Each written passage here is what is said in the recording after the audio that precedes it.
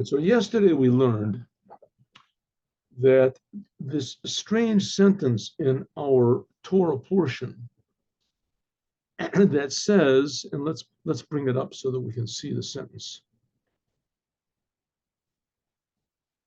that says, today God, your God, commanded you to do all of these laws and all of the statutes, and be careful to do them with all of your heart and all of your soul. And then it says, and God has made a covenant with you, and Marta and Mircha. God has made a covenant with you today, and He's brought you into a covenant. He made a covenant with you. He's bringing you into a covenant with Him for eternal, that you are going to be His people, etc. Okay, so the Rebbe said, what is this talking about? What is this? It says that today, first of all, what does it mean today? So it says today means every day. Every day you're supposed to treat your relationship with Hashem brand new. And when it says that he's talking about this, bringing you into the land to do all the land, to do the commandments in the land, he's talking about he's bringing the Jews into the land of Israel. So the land of Israel today, in addition to, of course, being the regular land of Israel, is talking about the Talmud. The Talmud is the land of Israel. It's the place of the Jewish people. The land of Israel is the land which is of Israel, of the Jewish people, of the Jewish people. The same thing, the Torah is the Torah of the Jewish people. That's the Torah. The explanation of the Torah is where the Jewish people are supposed to be. That's where Jewish people can really grow. And okay, so it says that that's the Torah Shabbal Peh. It's called Torah Shabbal Peh. The explanation of the Torah, the Talmud, the Mishnah, Midrash, Halacha. So that finishes, that's the completion of the Jewish people when these are all together. And that's why it says that this is a continuation of the sentence which is right before, that God is taking you into the land that is flowing milk and honey, Hayom. So it says Vidavash and honey, the Vav and the Hey, two Heys, and the Yud of God's name. This it's not written in the proper order. That is God's name itself. So there's Yud K, Vav K, and then Hey, and then the Vav, Vidavash, and the last Hey. So that's God's name. In other words, that puts God together, so to speak, reveals God in a complete way. This is the land of Israel, and that's what the Jewish people are about to go into the land of Israel. And that the preparation for all of this is Hayom Hazeh. Hayom Hazeh is Rosh HaShana. Rosh HaShana is the head of the year. Remember, we learned this. I'm just continuing what we can, repeating what we learned yesterday. Rosh Hashanah is the head of the year, not just the beginning of the year, but it's the head. Just like the head has the life of all the body and controls the body. So Rosh Hashanah is the day that sets the tone. It's the gateway for serving God. And what is that gateway? The gateway is basically fear of God. What does it mean, fear of God? Why is fear a good thing? Fear is usually not a good thing, right? Fear makes you, it limits you. It limits you that you can't do what you want, right? You can't do what you want to do. The people are put into a prison or whatever. They're afraid of the guards. They're afraid, they're limited, right? They're afraid of saying the wrong thing. They're afraid of doing fear. Fear is not a good thing. The dictators, they rule by fear, right? Says, okay, but there's another type of a fear, and that is a king. A king also rules by fear, but a king is not a dictator. A king is a person that everyone recognizes, loves them, and that always makes the right decisions for them. They put their fate in the hands of the king. Like if you go to a doctor, you have a good doctor, and you put your fate into the hands of the doctor because he knows better than you. It's supposed to be also, that's what a king is. A king knows what your purpose in life, what your goal in life, what your potentials are. He knows better than you do. The king is for your benefit. And therefore you give yourself over to the king, and you're afraid to do anything against the king, not because the king is going to punish you, because you're not doing what's right. You're not doing the right thing. You realize that this person knows what's right, and you have an urge to go against the king and do what you think is right, and you're afraid of being like that. But you know, okay. So that's a different type of. So that's Rosh Hashanah. Rosh Hashanah, it's the head of the year. We choose the king. We choose that God is our king. We choose that everything that God says is we're going to do. So that's Rosh Hashanah. When did the Jews, by the way, receive the Torah? When did they receive? So they received the Torah, the holiday of Shavuot, right? Wrong. That was Shavuot was when Moses went up the first time, but he came down, he broke the tablets 40 days later on the 17th day of Tammuz. And then he went up again 2 more times, 40 days, and he came the last time, came down with the final tablets on Yom Kippur. So that's when he came down on the second tablets. That's really when the Jews really received the Torah, is on Yom Kippur. And here we're saying that the whole essence of the will of the king is expressed in the Torah. You want God to be your leader. You want God to be your king. You want him to tell you the right thing, right? You should be afraid of God like you're afraid of, let's say, driving down the wrong side of the street, or eating bad food, eating sugar or something like that, or etc. So that's what you should be afraid of. You should be afraid of bad things. To do bad things, you don't do bad things. So that's the idea of Rosh Hashanah. Rosh Hashanah means we choose God as being a king, and we choose. What does it mean? That we're going to do everything that it says in the Torah. Which Torah, right? If you go only according to the written Torah, then you're going to have big troubles, because it doesn't really have any commandments over there. You don't know when Shabbat is, and you don't what does it mean? Don't kill and don't steal. What does those things mean? So therefore, you have to have the oral Torah. That's really the will of the king. So you want to really have genuine connection to and healthy fear of the king. So you read the book. It's like, you want to do the laws of the country. You want to drive a car, so you learn the laws, the traffic laws, right? In England, they drive on the left side of the street. In America, they drive on the right side of the street. You have to know the laws. You want to do what's healthy, what's right. You have to know the laws. So that's the idea of the Torah. Okay, when did the Jews really receive the Torah? On Yom Kippur. Here we go. That's what we're going to learn now. So Rosh Hashanah, that's when we choose God as a king, when we take on ourselves this general healthy fear and awe of the creator of the universe. And we say that, listen, there really is right and wrong. I'm not able to make up what's right and wrong all the time. I'm going to make big mistakes, right? You get these people who think they know what's right and wrong. That's how World War II started. You got the Japanese and the what you call it, and the Italians and the Germans. They thought they knew what was right, and they had the right to go and kill people in order to enforce their value system. But they were wrong, right? They were wrong. The fact is, they weren't wrong. Who says they were wrong? Because they lost, they were wrong, right? The communists won. That means they were right. They were also wrong. They were. I think they killed more people than who knows what. So they're also wrong. Who says what's right and wrong? Right? It could be, well, let's vote on it. If you do that, you're in big trouble. If the Jewish people would have voted on what's right and wrong, they wouldn't have even left Egypt. It says the 4/5 remained in Egypt. They would have gone back to Egypt once they were. They wouldn't have received the Torah. They wouldn't have gone into the land of Israel. They wouldn't have had Moses as a leader. Korach. So you can't go according to majority opinion and expect that you're going to get the truth. What you can have in majority opinion is that God can have mercy. At least it's supposed to have checks and balances, or prevents there being a bad leader. But it also prevents being a good leader, right? If the people would vote, they would have never voted Moses in. I mean, Korach stood up, and they would have voted him in a minute. He was the leader. So the best system of government is monarchy, having a king, but it's depending on having a good king. If you have a bad king, then it's terrible. It's the worst. So that's the idea of Rosh Hashanah. Rosh Hashanah is the monarchy. We're choosing God to be a king. We're choosing to say whatever he says in the Torah. That's his will. In B'Shavuos, in the holiday of Shavuot.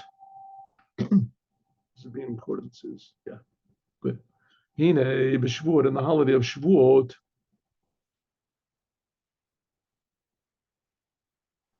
Nitna Luchot Rishonah, were given the first tablets. Ubiyom Kippur, and Yom Kippur, what is it, 120 days later? Not well, 80 days later. 80 days later, Moses was on Mount Sinai 120 days. But after the first 40 days, so he came and he broke the tablet. So 80 days later, they got the second tablets. Let's make this a little bit bigger here. Excuse me 1 minute.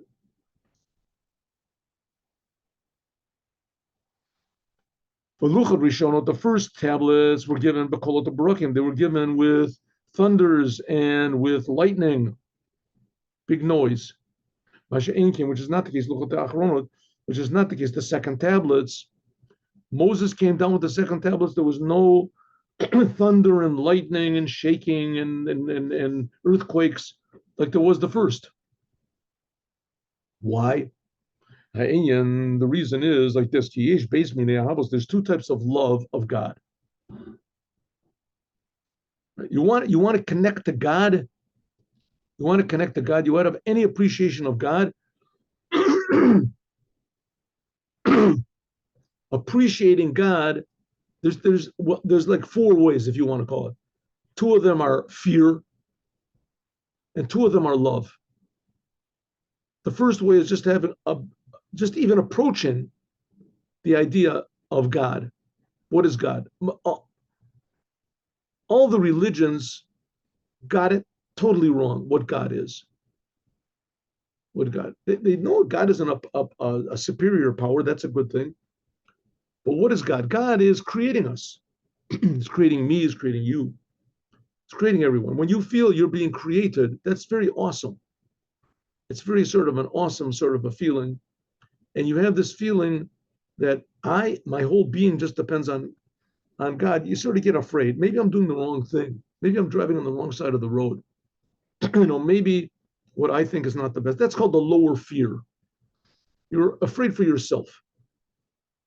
And then there's what's called the upper fear. That's the highest level of serving God. And that's total connection with the Creator. Something like a musician when he's in an orchestra, right? He's just totally given over to the music. He would never dream of playing a wrong instrument, of playing a wrong note. That's something like the upper fear. As you feel the unity so much that you're afraid of marring this unity and beauty of God. That's the upper fear. It's something that's called shame, right? You don't want to do anything against God because God is so good. Okay, but in the middle, there's two types of really appreciation of God, and that's called love. And there's two types of love of God. Two types of love of God. Okay, so why should we love God? First of all, you have to feel it a little bit. This is not talking about just intellectual. Love is genuine feeling. We're not talking about an actor in a play that pretends he's in love. You have to genuinely love something. I mean, is there anything? Most people love money, right? Most people love money. Some people love money. They love better. They love power. Some people love power, and they know that other people love money, so they bribe these other people, right? So because people love money more than anything, they'll do anything because they love money. They love it. They love it. It's just part of them. Love to see it. It is an emotion. Love. So that's how much we should love God, because God is creating us. If money is valuable, because it enables us to do things or whatever, why people love money, as how much more so we should love God. God creates us. He enables us to do everything that we can do. So we should love God. Okay, so there's two reasons to have love of God. One is because of what God does for me, creates me, creates. Another is because of what God is, how good God is. You forget about yourself totally. Okay, here we go. One of them is called the inside of your heart. That's thinking only about how good God is. That's called the inside of the heart. Anikra ru'uta de liba. the arousal of the heart. Va'beid, and the second is b'bechinat chitzonius. This is the external heart. V'idkalut alev, revealing your heart. Revealing that sometimes the love is so deep you can't express it. There's no words to express the speechlessness. Right? A lot of times you see this person is surprised. They have these sometimes videos, somebody comes back from, father gets out of jail, or he comes back from the army or something like that, and his daughter, his son, they didn't know he's coming back. All of a sudden they see there's their father. They can't talk. Say they love him so much that they're just speechless. So that's what's called the inner heart. And then there's the external, revealing the heart. Al derech mashal, for instance, ben etzel aviv, like a son by his father. Yesh beis bechinas b'ahava. So there's two levels of this love. A son loves his father. Ki behold.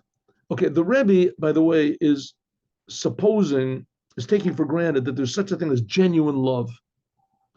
Genuine love. This is a very big point, which is, I mean, what do you want to call it? Modern society tries to destroy this idea. It started with Freud and all these people. There's no such thing as anything genuine. Everything you do is because you're forced to by society, by ulterior motives, by the Oedipus complex, by the archetypes, by something that's forcing you, right? Self-expression, self-acceptance. The whole thing is me. There's nothing can be genuine love. You only love people because of what they give you, what they do to you. The Rebbe is trying to say, tell us. I mean, that's what he is saying, but he's trying to convince us that this is not so. That's false love. That's a lie. If you do anything because of what you're going to get out of it only, then that's a lie. That's a lie. Man is different from an animal. Animals do things like that, right? Animals might do things like that, or because of instinct. Like they protect their young from instinct. But man can have genuine love. A person can genuinely love his mother, his father, his wife, his children, genuine love, without any thought of any remuneration. It's possible. Maybe it's very hard to find. Maybe not. Maybe it's much more common than we think. It's just covered over by our, how do you say, misperception or misconceptions or whatever. But the fact is, there's such a thing as genuine love. The ideal genuine love is loving God. Why? Because God is infinitely good. He's infinitely good. Just to see, right, God, just the goodness. So it's like, I remember once there was a video of some fellow. They invited him to a movie theater for something his wife brought him, and he was an older guy, like 90, whatever, and he didn't know that the ones that invited him to this theater were all the people that he had saved. He was some German fellow, or Polish guy, I think. All the people that he had saved in the Holocaust, or their children also. So there were like a few hundred people, if I remember correctly, in the auditorium, and they brought him there, and it was like he was waiting for some sort of a show to come. His wife brought him, and suddenly everybody stood up and they were all clapping, and he didn't understand what was going on. There was no show, and one of them said, we presented him. He said, well, these are all the people that you saved in Germany. But you saved them, you kept them in your house, you wrote for them documents, whatever he did. He risked his life to save them. Okay, so there's two elements in their appreciation for this person. First of all, what he did for them, save them. And also, and even more, what type of a person is this? Who is this man that he was willing to risk his life just to save Jews? I mean, it was indoctrinated. The German people were indoctrinated to hate the Jews, or at least to be quiet when other people hated the Jews. They had the crystal knock and all this stuff. So everybody kept quiet, quiet. And here's one person that he knew that there was a big punishment for helping Jews, and nevertheless he helped tens, hundreds, whatever it is. He risked his life all the time. So there's two things. First of all, what he did, and what type of a person is this? What motivates a person to do such a selfless thing like that? He didn't think of anything. So it's like two types of love for God. One is what God does for me, and that you appreciate out. And the other one is what what God is. It's a deep inner connection of how good God is in himself. Kihine, im sharui, if a person is by a person, we're talking about a son and a father. If a son is right near his father, but beito in his house, a dayan, the enu nikar, you can't recognize umidgalabo, this love, harihu, bebechinas penimius alev. This is still in the inside of his heart. He loves his father, and it's not revealed. Which is not the case, because here when he's far from his father in Menu, Azai then is revealed and comes outward this love and a tremendous revelation. Then this inner love that he has for his father has an outer expression. But when he's together with his father, the love is not felt because of the joy and the pleasure that he's in the palace of his father. Okay, this is not exactly what I explained. I'm sorry, I explained something a little bit different than this. But this is also the same general principle. Inner love that cannot be expressed and outer love that is expressed. So here the Rebbe is bringing a little bit different example. He's saying when a son is by his father, his love is so deep that it's not felt. When he's far away from his father, then the love comes out and is expressed. He feels it. It's not internal anymore. V'zeu inyan Yom Kippur. That's the thing of Yom Kippur. Yom Kippur shehu me'ein olam haba. That Yom Kippur is something like the world to come. Olam hatainug, the world of pleasure. She'ein bo achila v'shtia. There's no eating and drinking. Why? Because it's like the son when he's by his father. The Fishakol Yisrael, all the Jewish people, mitalim, they go Eloi Rav, a tremendous elevation. Ki b'yom hazeh yechaper aleichem. On this day, you will be forgiven. Lifnei Hashem, because you are before God. What does it mean before God? It means inside of God, to the inside, like the son when he's by his father. Perish shemechaper u'metayr, that the day of Yom Kippur brings forgiveness, all kalavonos, all the sins that separate the Korah, and it tears kol masachim, all of the veils that cover between us and God. The ein shum masach mavdel. There's no separation between the Jews and their Father in heaven. That's what is available to us on Yom Kippur. Every Jew is like in the Holy of Holies. That's what happened on Yom Kippur. That's what it means. Before God, you are pure. Then you are happy. Yismach Yisroel b'osav.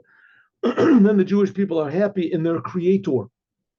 Without any prevention.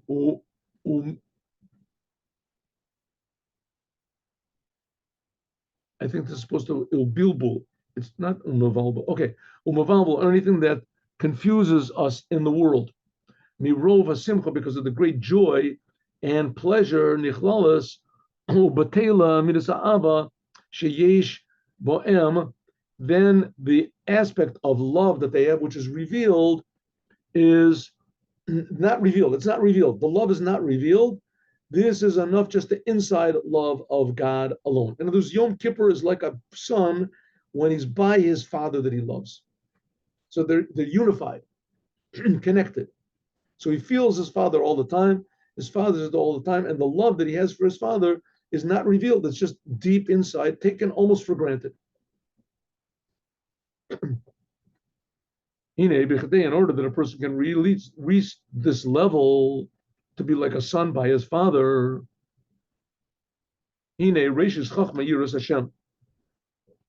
first of all, you have to have the fear of God. And by the way, that's what's going to be basically what Moshiach is going to bring to the world, that people will feel God himself, this inner love, how good God is, not so much what God does for me, that you feel when you're far away. Right? A son, when he's by his father, he just loves his father. When he's far away from his father, he thinks, wow, I remember how my father used to do this, and how my father used to laugh, and how my father used to help me, and how my father used to comfort me, and how my father used to... When he's far away, he thinks about what his father used to do. But when he's close, he thinks about what his father is. And that's what's going to be in the future when we see what God is.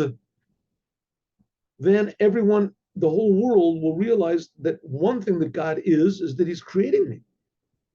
God, for some reason, in his inner essence, wants that I should be here. This relates to every single human being in the world. I mean, it relates to the animals also, but they can't appreciate God. But one thing it says that by the animals, for instance, in Noah's Ark, it says that the animals did not devour one another because they felt God, they were calm. They knew, they were sure that God would take care of them. So they didn't devour one another. And not only that, they were satisfied, like Daniel in the lion's den. When Daniel came to the lion's den, they were sure that God exists. The lions were. The lions saw a godly person. They knew that he was different than different than anybody else, different from everything else in the world. It was something like being in Noah's Ark. They felt the Creator. They felt the Creator. That's this inner love. It sort of, when they call it, dissolved their personality. Like again, like the musician in the orchestra, right? It dissolves his personality. He only plays what is written on the music, on the sheet music in front of him. He doesn't play what he wants to. And that's true beauty. That's the whole idea of this inner love of God. That's what's revealed, or what's available at least to us. And on Yom Kippur, that was what was available in a lesser degree in the Holy Temple. That's why the Mashiach will build the third temple, to feel this love of God everywhere in the world. Reishis Chachma Yiras Hashem. Okay, but nowadays, what about us? How do we feel this all the time? First of all, we have to start off with fear. That's what I explained to you in the beginning. She'u bechinas Rosh HaShana, that's Rosh HaShana. Rosh HaShana, you have this basic fear of God. L'hamshich alav bechinas yira, to draw upon us this basic fear of the king, bechinas malchuto, of the kingship, that we recognize that God is a superior king. He's a superior being, if you want to call it. Of course, God creates all beings, he's not, but on the other hand, God has desires. That's the Torah. And the desires of the Torah that are written in the Torah, especially in the oral Torah, in the Talmud, that is the will of the king. And the king is not understandable by us. And that's God. He's creating us. So that's the king. Shekorim lo hamelech. We say that God is the king. And the main thing of the king is that we step back. Yirato pachto aleinu. That we admit that I am, you go Rosh Hashanah, we admit I am not the king. The whole year, maybe I thought I was the king. I could call all the shots. I could make the decisions. On Rosh Hashanah, you realize, whoa, the real king is my creator. And I hope the whole rest of the year I tried to, but I don't know. Did I really do the right thing? Did I say the right thing? But Zeo, that's what it says. Omer lefanai, Malchus, you should say before me words of kingship, shetamlichuni aleichem, that you should make me rule over you. Kihine, malchutcha malchut kol alamim. God's kingship is the kingship of all the worlds. In other words, the lowest aspect of God, which is his kingship, that's the highest aspect of all of the worlds. That creates all the worlds. But who is Berech and God? Meniach et elyonim, he leaves. He's creating all the worlds. So why doesn't he stay up there in the upper worlds? What does he need us for? It says God abandons all of the upper worlds, where all the angels are screaming out to God and they're all praising him. Umorid umamshich bechinas malchuto, and he brings down his kingship lamata below al Yisrael levad, on the Jewish people alone. Like it says, Hashem Elokei Yisrael Melech, God, the King of Israel, is the King. We say this in our Rosh Hashanah prayers. That everyone, it says, every creation will recognize the idea called Pa'ol, Ke'ata Pa'alto, Kol Yotzor, Ke'ata Yatzarta. Everything that you make, everything that you create will recognize you, God, and they will say, the God of Israel, he is the King. Because the Jewish people, they worship the Creator only. And only the Jews do it. Only in Judaism is there such an idea. You only worship the Creator. There is no other Creator. There's only one Creator. And the Creator is infinitely close to us, infinitely good, infinitely awesomely good. But that awe, that's the fear of the king. That's the message of Judaism. That's why it says Mashiach is going to come. All of the religions will realize that they're lies. That you should worship only the Creator according to the Torah, and the Torah never changed.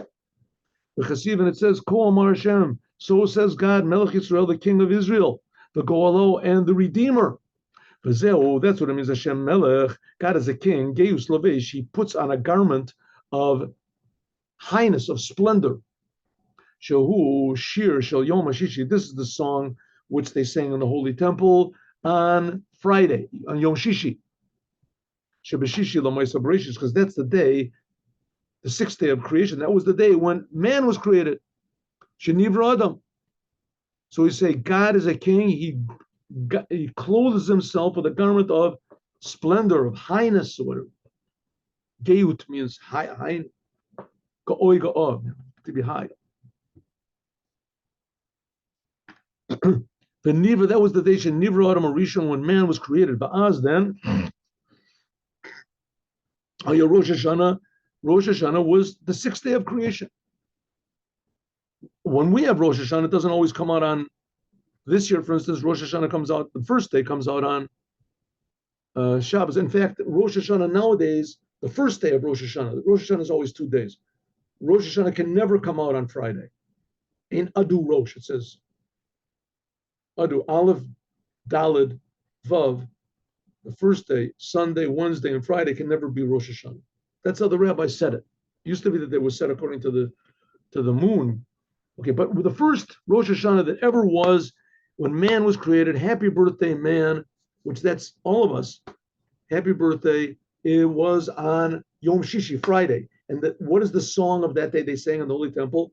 That God is a king and he garbs himself with glory. Geut Lavesh. Ki zeh hayom techilas masecha. This is the day when things really began. The sixth day of creation, that's things really began. Things began 6 days earlier. It says, no, when man was created, that's when things were, that's like when a baby is born. When does a person have a birthday? The day that the baby comes out. Why? I mean, it was 9 months, he was being, how do you say, developing. Make a calculation when he was conceived.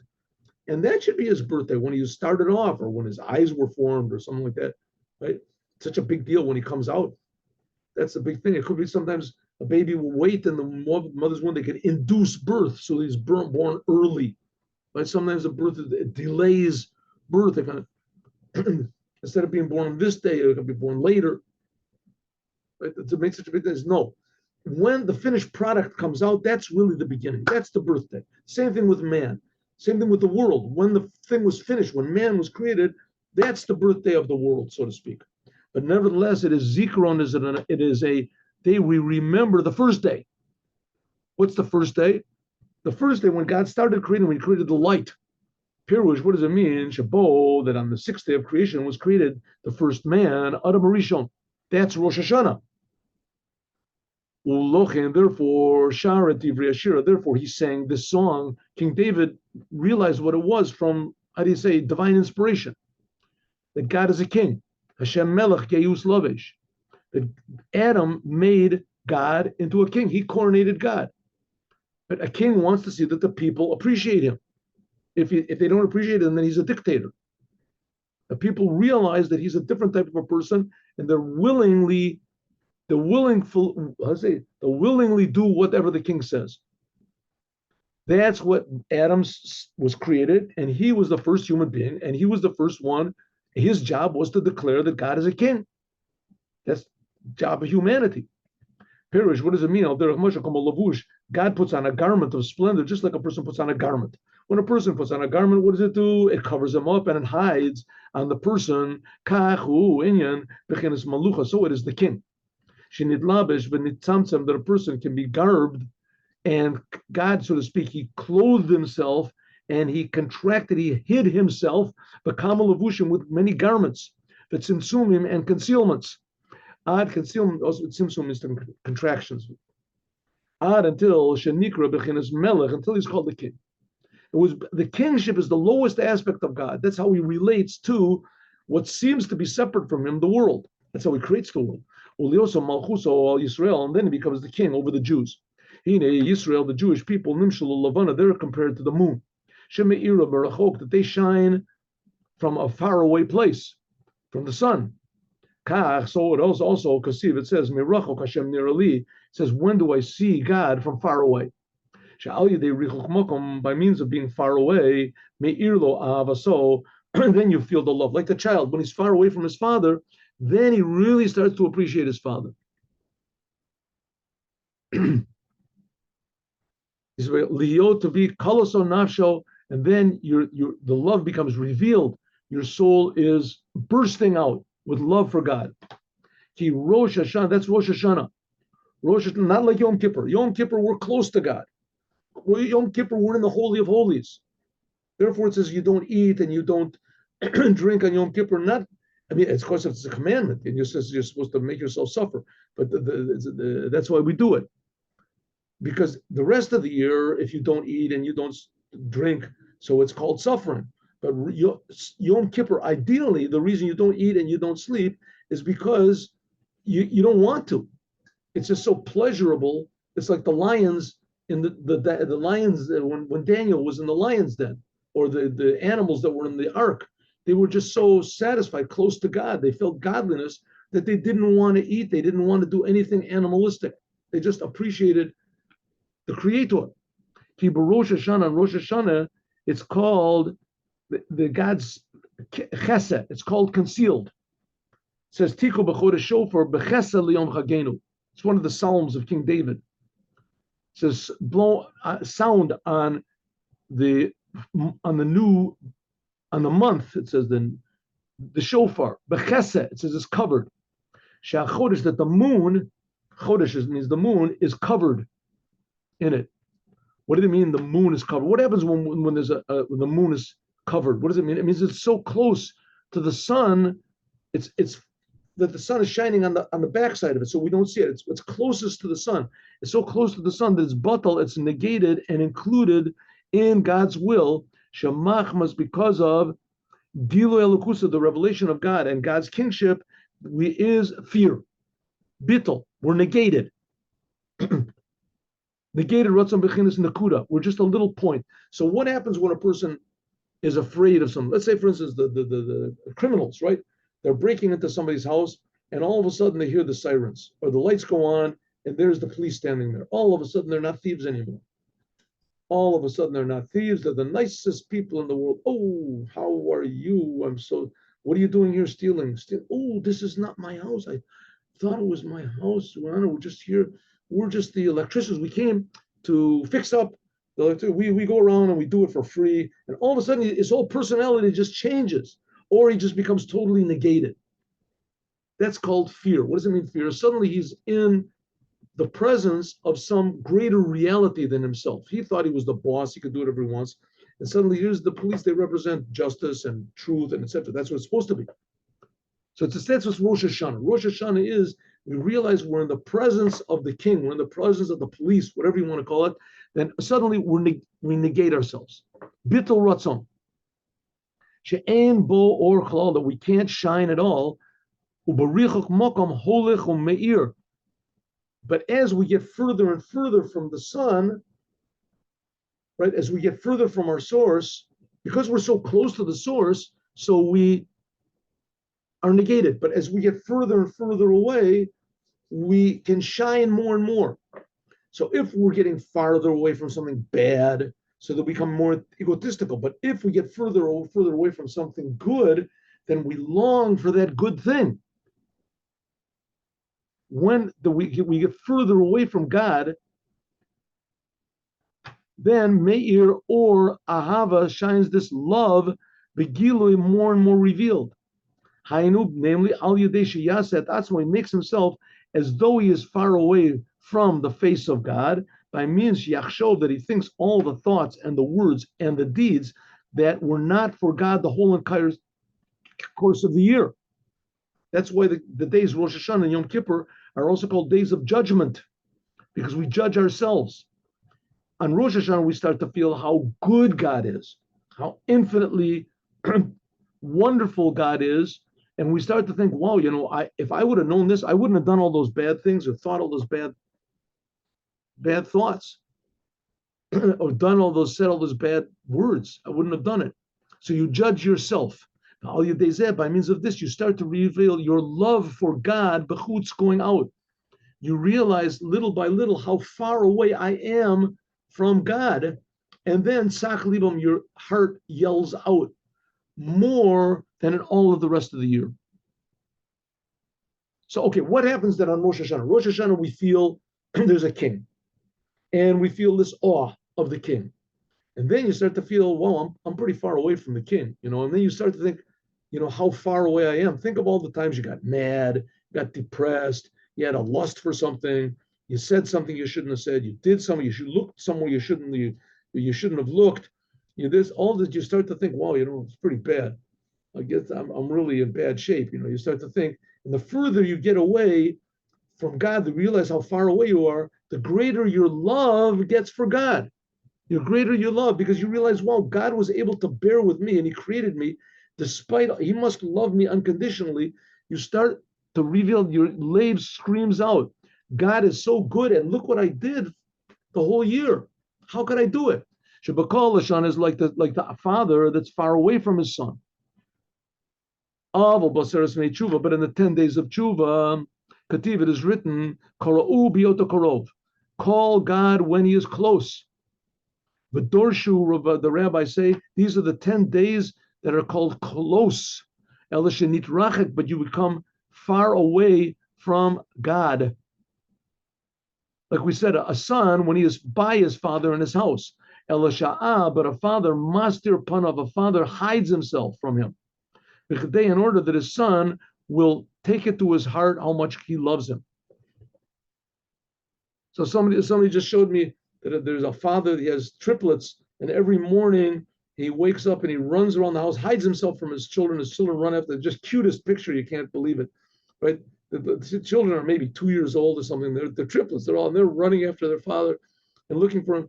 In other words, they're in the house, but the father runs away, and he gets such tremendous pleasure that his children are running after him to find him, right? To be close to him. Well, that's what happens in the 10 days of Tshuva. So there's a lot of dynamics going on over here.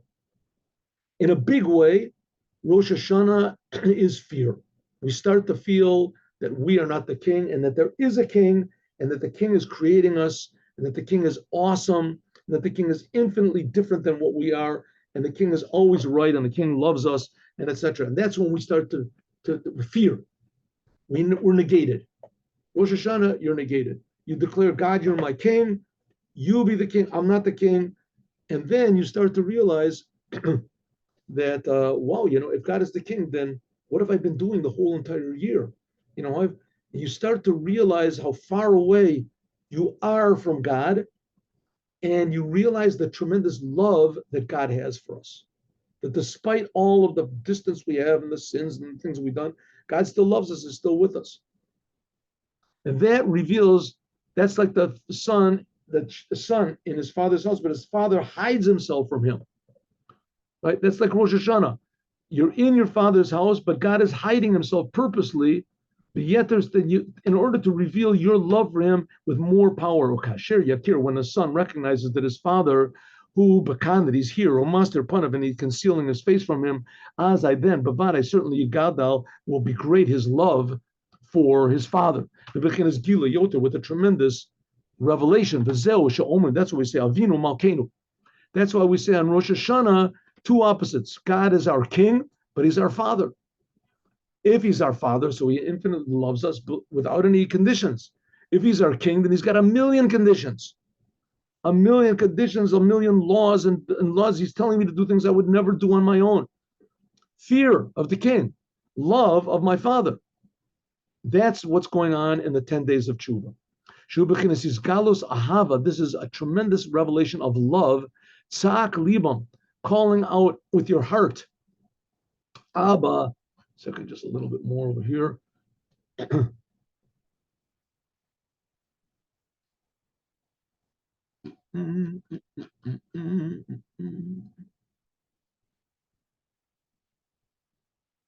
Abba, Abba, calling out to Father, Father, Father. That's Rosh Hashanah. You start to feel how much God loves us. He's creating us. Hine, behold, Kamo,